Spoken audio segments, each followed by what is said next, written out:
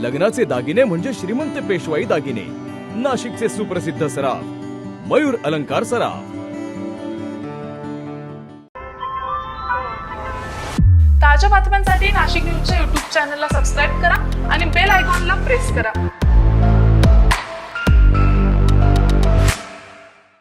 नाशिक महानगरपालिका निवडणूक निकाल जाहीर झाल्यानंतर शिवसेना शिंदे गटाची बैठक पार पडली। शालेय शिक्षण मंत्री दादा भुसे यांच्या प्रमुख उपस्थितीत ही बैठक झाली।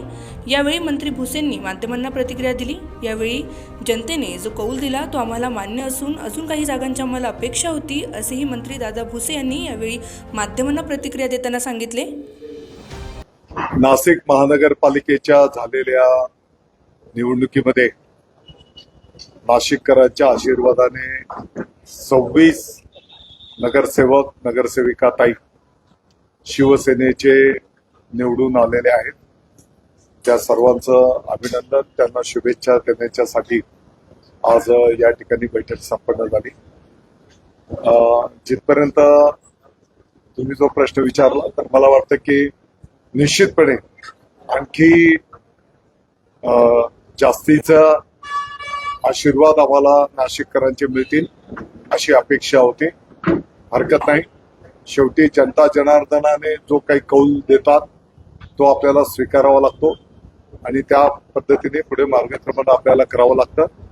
निश्चितपणे जे काही आम्हाला जबाबदारी नाशिककरांनी दिलेली आहे ती सर्वजण आम्ही एकत्रितरित्या यशस्वीरित्या पार पाडून दाखवू। दादा, तुम्ही कुठेतरी मी कमी पडलो, कुटुंब प्रमुख म्हणून मी जबाबदारी घेतो, लोकांपर्यंत संवाद पोहोचणे अशी जबाबदारी। आणि कसं आहे, मला वाटतं की जसं मी आता बोललो की आपल्याला आणखी जागांची अपेक्षा होती आणि आणखी मोठ्या प्रमाणात नगरसेवक आपल्याला त्या ठिकाणी निवडून येतील अशी खात्री होती। परंतु आता जेव्हा यश अपेक्षित आपल्याला मिळालं नाही तर त्याच्याकडे बोट दाखवण्यापेक्षा आपण स्वतः ते स्वीकारावं असं मानणारा मी कार्यकर्ता आहे। दादा, कुठे कमी पडणार, कुठे चुका झालेल्या आहेत त्याचा आम्ही निश्चितपणे येणाऱ्या काही दिवसांमध्ये बसू, त्याचं विचारमंथन करू आणि त्याच्यामध्ये सुधारणा पण करू। दादा, 29 वोट झालंय, कुठे मतदान झालंय, त्यापैकी 12% मतं ही नोटाला गेली, त्यामुळे नागरिकांची नाराजी मोठ्या प्रमाणात होती मतदारांची, असं वाटतं? मला वाटतं की पूर्ण अभ्यास करून आम्ही त्याच्यावर भाष्य करू। या क्षणाला न अभ्यास करता बोलणं उचित होणार नाही। सर्वांगीण अभ्यास करून एवढ्या एक 8-10 दिवसात आम्ही त्या ठिकाणी बसू। सत्तेच्या संदर्भात आता 72 भाजपला जागा आहे, पूर्ण बहुमत त्यांच्याकडे आहे। आपण काय भूमिका घेतलेली आहे विरोधी पक्षनेत्याच्या संदर्भात? आपली पुढची वाटचाल असेल की आणखी काही वेगळं? आताची जी काही वस्तुस्थिती आहे, आकडेवारी आहे, जगजाहीर आहे आणि या संदर्भातला शिवसेनेचे मुख्य नेते माननीय उपमुख्यमंत्री महोदय एकनाथजी शिंदे साहेब जो काही निर्णय करतील त्यांच्या आदेशाचं आम्ही पालन करू।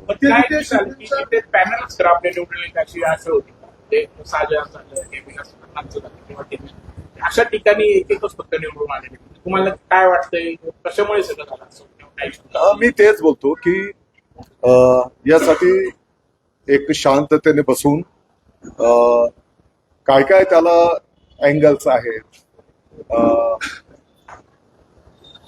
सर्वांगीण गोष्टीचं की कशामुळे आपल्याला त्या ठिकाणी मतं कमी पडली, अपयश आलं, याचा आम्ही प्रत्येक प्रभाग वाईज, कारण काही ठिकाणच्या स्थानिक सिच्युएशन वेगवेगळ्या असतात आणि म्हणून प्रत्येक प्रभाग वाईज आणि प्रत्येक जागे वाईज पण आम्ही या संदर्भातली चर्चा करू आणि त्याच्यामध्ये येणाऱ्या काळामध्ये सुधारणा करू। ज्या ज्या शहरांमध्ये शिंदेच्या शिवसेनेला अपयश आलंय किंवा कमी जागा मिळत आहे तर एकनाथ शिंदे साहेबांनी सूचक वक्तव्य केलेलं आहे की आम्ही भाकरी गिरवू त्या ठिकाणी, अशा पद्धतीचं सूचक विधान त्यांनी केलेलं आहे, कसं बघताय? माननीय शिंदे साहेबांच्या मनामध्ये काय गोष्ट असेल किंबहुना त्यांना योग्य वाटत असेल ते त्याप्रमाणेचा निर्णय ते करते। मालेगावमध्ये आपण इस्लाम पार्टी बरोबर जाणार का असा एक प्रश्न उपस्थित केला जातोय। की काय भूमिका मालेगावमध्ये आपली असेल? इस्लाम म्हणजे इंडियन सेक्युलर असं काही त्या पक्षाचं नाव आहे आणि त्या पक्षाच्या प्रत्येक शब्दाचं शॉर्ट फॉर्म तो काही इस्लाम असा होतो. आताच्या घडीला जी काही आकडेवारी आहे ती पण जगजाहीर आहे आणि मग येणाऱ्या काळामध्ये मालेगावच्या दृष्टिकोनातून, मालेगावच्या नागरिकांच्या दृष्टिकोनातून, शिवसेनेच्याही दृष्टिकोनातून जे काही योग्य असेल, आता इकडे त्यांनी ते दुसरा पक्ष सांगितला, आता इकडे तुम्ही दुसरा पक्ष. आकडेवारी अशी आहे की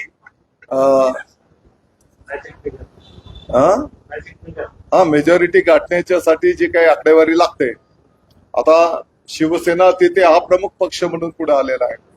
18 नगरसेवक शिवसेनेच्या चिन्हावर आहेत आणि आणखी 2 नगरसेवक आहेत. अशी आकडेवारी शिवसेनेची आहे आणि म्हणून सर्वांगीण जे काही राहील आम्ही वरिष्ठांच्या कानावर घालू, वरिष्ठ जे आदेश देतील त्याचं पालन करू. विचारण्याचा उद्देश म्हणजे हिंदुत्वाचा जो मुद्दा शिवसेना पुढे घेऊन या विषयामध्ये कुठेच तडजोड नसते. पण इस्लाम ते सांगण्याची पण काही गरज नाही. म्हणजे कोणाला तुम्ही सोबत जाणार, आता भाजपने कुठे जाणार आणि कोण कुठे काय निर्णय झाला, बिनशर्त पाठिंबा द्यावा असं आवाहन केलेलं तुम्हाला कोणी इस्लामने, की आम्हाला बिनशर्त पाठिंबा द्या तुम्हाला पण आणि MIM-ला पण. कोणाला देणार? तर कोणाला आम्ही पण बोलू की शिवसेनेच्या महापौर पदासाठी सगळ्यांनी बिनशर्त पाठिंबा द्यावा. दादा, BMC आणि PDMC मध्ये काय परिस्थिती असेल तिथं राजकीय गणित आपण पक्षाचे नेते आहोत, तिथे नेमकी काय परिस्थिती आपल्याला दिसते? बघा, आता राज्यव्यापी जनता जनार्दनाला जे योग्य वाटतंय तो कौल जनतेने दिलेला आहे. आता जी काही आकडेवारी आहे त्या प्राप्त आकडेवारीनुसार मला वाटतं की जिथपर्यंत शिवसेनेचा विषय, माननीय शिवसेनेचे मुख्य नेते एकनाथजी शिंदे साहेब तिथल्या स्थानिक सिच्युएशन त्यांना जे योग्य वाटेल अगदी कुठे संवाद साधून ते निर्णय करतील. त्यांनी केलेल्या निर्णयाची स्थानिक पातळीवर अंमलबजावणी केली जाईल. कल्याण डोंबिवली ठाकरे गटाचे काही नगरसेवक गायब आहेत, नॉट रिचेबल आहेत आणि ते शिंदे साहेबांच्या संपर्कामध्ये आहेत. नाही, मला त्याच्यावर माहित नाही, त्याच्यावर भाष्य करणं मला उचित नाही. दादा, परवा पुन्हा एकदा सुनावणी आहे सुप्रीम कोर्टामध्ये चिन्हाच्या बाबत. या सगळ्या प्रक्रियेकडे कसं आपण जर बघितलं असेल तर शेवटी लोकशाही प्रक्रियेमध्ये न्याय देवता सर्वश्रेष्ठ असताना जनता जनार्दन हे सुद्धा तेवढेच तोलामोलाचे आहेत. गेल्या काही वर्षांच्या पासून जर आपण बघितलं असेल तर संपूर्ण महाराष्ट्राच्या जनतेने माननीय एकनाथजी शिंदे साहेबांच्या नेतृत्वाखालच्या शिवसेनेला शिक्कामोर्तब केलेला आहे. अनेक निवडणुकीमध्ये अगदी लोकसभेच्या निवडणुका संपन्न झाल्या, विधानसभेच्या निवडणुका संपन्न झाल्या, आता महानगरपालिकेच्या निवडणुका संपन्न झाल्या. आता 12 जिल्ह्यांमध्ये जिल्हा परिषद पंचायत समितीच्या निवडणुकीची रणधुमाळी सुरू झालेली आहे. आम्हाला विश्वास आहे की धनुष्यबाण माननीय एकनाथजी शिंदे साहेबांच्या नेतृत्वाखाली शिक्कामोर्तब होईल. तुम्हाला सोलापूरची जबाबदारी देण्यात आली आहे, काय पुढचे गणित? आता निघालो सोलापूरला. विदर्भामध्ये देखील लाडक्या बहिणींनी आंदोलन सुरू केलेलं आहे. लाडक्या बहिणी योजनेच्या संदर्भातले जे मिळणारे पैसे आहे की आता KYC बंधनकारक आहे, त्यामुळे त्यांच्यामध्ये संभ्रम निर्माण झालेला आहे. योजनेचा लाभ मिळेल की नाही अशी शक्यता त्यांच्या मनात आहे. माननीय शिवसेनेचे मुख्य नेते एकनाथजी शिंदे साहेबांनी संपूर्ण महाराष्ट्राच्या लाडक्या बहिणींना अस्वस्थ केलेलं आहे की आपल्याला बिलकुल चिंता करण्याचं काही कारण नाही. परंतु आपण जर बघितलं असेल तर पाठीमागच्या काळामध्ये त्याचे पूर्वी जे निकष केलेले होते त्या निकषांच्या बाहेर जाऊन, उदाहरणार्थ इन्कम टॅक्स पेअर नको, काही नोकरदार वर्ग, त्यांनी पण लाभ घेतलेला आपल्याच बहिणींनी दाखवलेला आहे आणि म्हणून पात्र लाभार्थ्याला त्याचा लाभ मिळाला पाहिजे.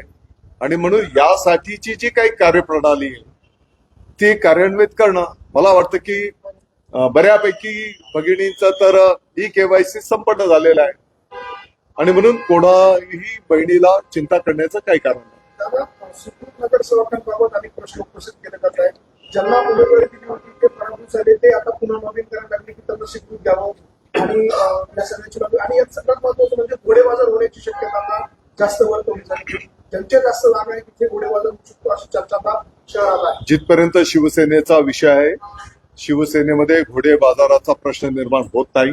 आपण जर बघितलं असेल तर अतिशय सामान्यातल्या सामान्य कार्यकर्त्याला त्या ठिकाणी मग निवडणुकीच्या कार्यकाळात असेल किंबहुना येणाऱ्याही काळामध्ये जिथे संधी देता येईल त्या सर्व गोष्टींचा विचार करून अभ्यास करून शेवटी राजकीय जीवनामध्ये प्रत्येकाला अपेक्षा असणं काही गैर नाही.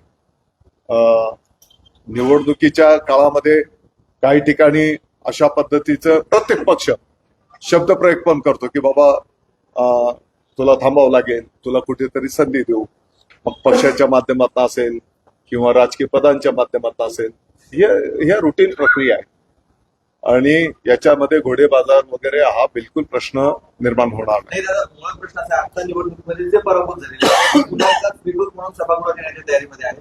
अशा वेळेस तुमचे जे कार्यकर्ते आता असतील ते आम्हाला जागा किती उपलब्ध होतात, हो.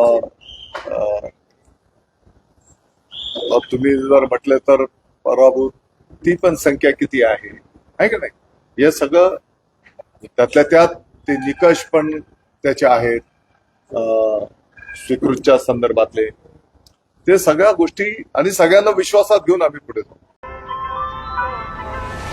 ताज्या बातम्यांसाठी नाशिक न्यूजच्या युट्यूब चॅनलला सबस्क्राईब करा आणि बेल आयकॉनला प्रेस करा.